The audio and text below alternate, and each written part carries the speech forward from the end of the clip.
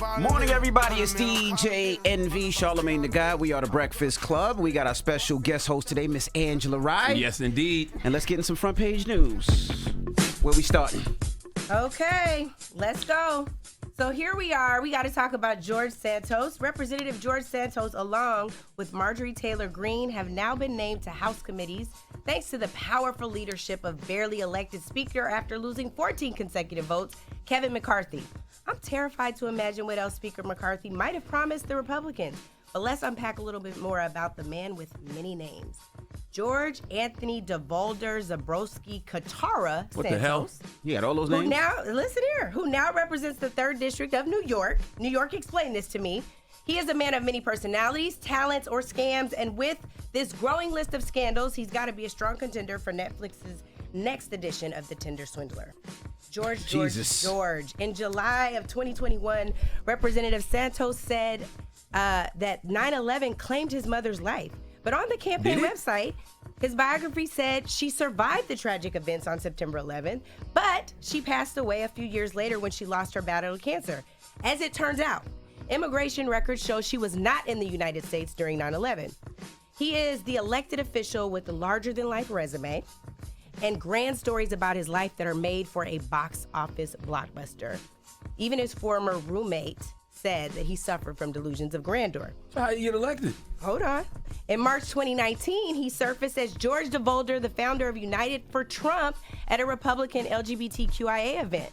Anthony DeVolder, I'm giving y'all his names. Anthony DeVolder is the man who ran an alleged pet charity, Friends of Pets United. He scammed a vet on GoFundMe by raising money for a service dog in need of a $3,000 life-saving surgery. He raised the money and then disappeared. George and Anthony Zabrowski, y'all following? We on the 4th and 5th name. All I hear is the man who keeps reinventing himself. But continue. Okay, well, if that's what you want to call it, my friend. He's Jewish, who comes from a family of Holocaust survivors, but this guy's from Queens by way of Brazilian immigrant parents. He's not from Queens. We don't claim him. Oh, well, Man, don't act like scammers don't come out of Queens now. I don't know why you sitting there acting like scammers don't come out of Queens. From Queens, too. All right, go ahead. Keep going. The April 2022 supporter of Florida's atrocious Don't Say Gay law is not only openly gay, but was also known as, this is the last name, Katara, the drag queen in Brazil. He was a drag queen, he was too? gay and a drag queen? A former friend, Eula Rochard, came forward about Katara George Santos' past, saying he did not have what it takes to be a professional. George did not have the glamour for that. She also said that he lied about everything. Yes, this is the latest, but not the greatest in the saga of why voter education is muy importante, or very important, depending on which George we're talking about. Have you seen this picture? Bombs for Qatar. I have seen this picture. I've seen all of these pictures. Trump put the clues bombs for Qatar, right? But here's the thing I need. Will the real George Sadie please stand up? Maybe he's trying to find himself. Please stand up. Give him some time. Nah, because amidst broad cries for his resignation, the only admission he's made so far is embellishing the political bona fides that got him into office, including the faux degrees, the imaginary real estate, and a pretend Wall Street career. Jesus. Envy and Lenard, can we please ask somebody to call in to tell us how in the hell this man got elected? Long Island, what are y'all doing? Because he keeps reinventing himself. Clearly, he knows how to be everything for everybody. Well, That's how he here's got the elected. thing. Even if the voters don't have questions, prosecutors on the federal, state, and local level do. There are investigations. What's the investigation? What he being charged with? Oh, because he is a scammer. Like you said, you called him a scammer, and now you're saying, what is he being investigated for? Scamming, for lying, for using false information to get into office, and there's some campaign finance laws he's probably broke. Well, sounds like a politician to me. What? I'm not going to let you do that. They lie, and they tell us what we want to hear, and make all these false promises just to get into office. Lord, he sounds right on brand to me. All right. That's crazy. That is But front shouldn't he page be allowed to news. identify as whatever he wants? In this day and age, yes. That's what it feels like. So what is he going to be, a cat next or a dog? Like, what's I'm not doing this with y'all. I'm not doing this with y'all. If they let politicians be who they are and stop trying to appear too perfect, I don't think this would be an Technically, issue. he is a cat. He's had 9 lives. How many names did I just go through? 9 lives. Hey, Come that on. T, boom, you just gave him another one. Identify as a furry next, George. Oh, my goodness. Okay. All right. Fine. Get it off your chest. 800-585-1051. If you need to vent, hit us up right now. Again, 800-585-1051. It's The Breakfast Club. Angela Rye is our guest host, so don't move. Morning, everybody. It's DJ NV, Charlamagne the Guy. We are the Breakfast Club. We got our guest host today, Angela Rye. Yes. And let's get in some front page news. What are we talking about? All right. Well, y'all want to talk about this debt limit that will be reached today. The United States debt limit is $31 trillion. What does that even mean? They got to pay up? Who they paying? At some point, and here's the thing. What people don't seem to understand is there's always been a debt ceiling, always been a debt limit. This started becoming contentious in 1995 when Newt Gingrich was Speaker of the House. They started using the debt ceiling as leverage, right, to keep the government, to threaten government shutdown. So now the government wouldn't be shutting down until September anyway. I don't know why we're talking about this. So we ass betting and ass lending every time we give people money because we really don't got it? We definitely don't have it. This is a country that teaches us to live on debt. We all know this. And they do the same thing. So they don't ever have it when it comes to things that they actually should be giving it to. But it seems like when it comes to these other countries and when it comes to war, they definitely always. Well, if they figure it out, there's another Ukrainian aid package coming up. Another one they just gave them a couple billion, right? It's coming up. And so here's the thing we should be talking about. People's debt that potentially Bank of America and Zelle caused yesterday. They had Twitter shook.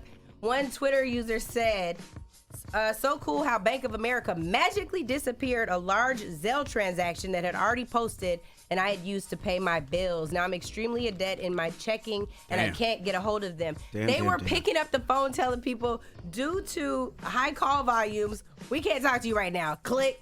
Like, that's what was going on. Zelle's blaming Bank of America. Bank of America's blaming Zelle. But everybody else using Zelle just fine. Meanwhile, Bank of America, maybe it's time to bring back Bank Black. Leonard? Or maybe the government is taking money out of people's accounts so they can pay Ukraine. Got to pay some of their debt. They taking it from Zelle. And I don't know if Zelle is FDIC insured because it's an intermediary, but that's the question we need to be asking right now because apparently this is a thing.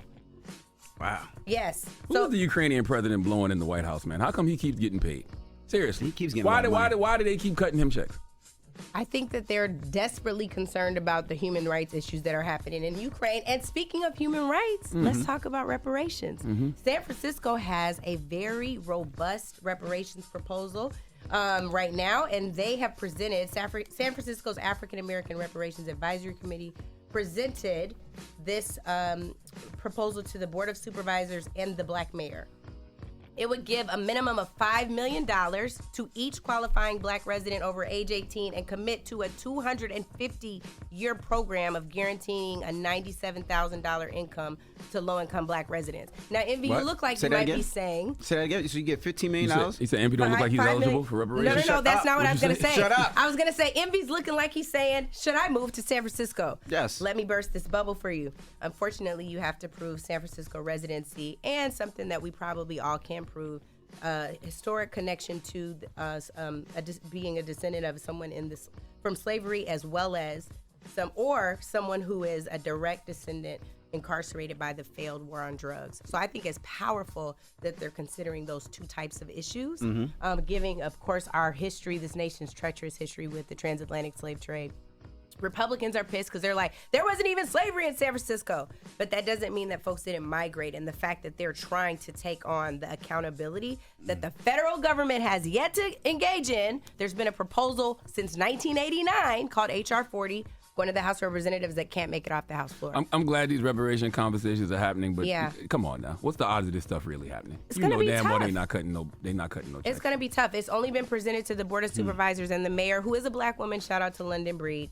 But yeah, this is going to be a big uphill climb, especially because California passed a law called the Proposition 209, which banned affirmative action. So any race-conscious policy like this, the only reason I believe it is because the mayor is a Black woman. That's the only reason I believe that it's something that she's even really considering. When I hear those people like Gavin Newsom, talk about it, I'm like, you just doing that because you're trying to energize people for when you run for president. Perhaps, eventually. But if it was just up to her and she could issue an executive order and make this happen, sure. But it had to be presented to her and the Board of Supervisors. So what about E40 and Too Short?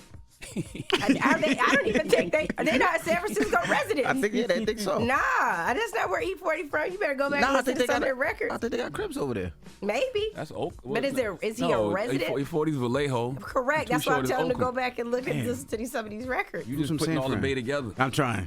Don't do that. Move to Ukraine if you want some money. Man. That's where all the money going. That's where all the money goes. That's why you really need to go. All our reparations dollars going over to the Ukrainian feel like I folks. literally saw Envy's face like, should I move? I was thinking about it. $15,096,000 a year. $5 million. You keep making it. $5 million. It's $5 million per person. So, Yeah, but you got a lot of kids. I got 6 kids. But you guys not San Francisco residents. Damn it, Sorry. man. All right. Well, And he's not black. I am is black. Better stop And it. he's a white Dominican. I'm not a white dude. I'm black. Yes. Don't listen to him. He's a white Dominican. Have you tested his DNA? What are we doing here? He's a Caucasian Dominican. That is a lie, and that is your front page colorism. news. Now, when we come back, let's discuss Shakira a little bit. Now, if you just joined us, we were talking about that she caught her ex cheating due to jam in a jar. So she went on tour, and when she came back, there was an empty jar of strawberry jam, and her ex does not eat jam at all. My woman went on tour. Nobody's home. Who's cooking? I'm eating peanut butter and jelly every day. Eat jam. He doesn't eat jam. Who says? I tried it. I had to try something new because you wasn't home. I'm starving. That didn't work, obviously, because he got caught. I need more. I need to hear more. It can't be just because he ate the jam. Well, Even though I do, like I said last hour, men's patterns change when they cheat, and women notice that. You know what I'm saying? So she clearly notices him doing something that he had never done before, but you can't just chalk that up to cheating just because he ate some jam. Well, let's open up the phone lines. 800-585-1051. Let's talk about cheating and patterns. Ladies, have you caught your man cheating because his patterns changed? Maybe when he comes home, he jumps in the shower automatically. Because I stink. No. Maybe you see something strange in the car that you usually don't see, some cologne or something to spray to make you smell a little different. I feel so triggered right Maybe now. you see some. Whoa. Tell. Tell. We'll talk about it when we come back. So Why we say triggered. at the same time? And also, that to your point, how we want to know how you caught him cheating. That's as well. right. Not just the patterns changing. How we want to know how you caught him cheating. All right, we'll get to that next. It's the break.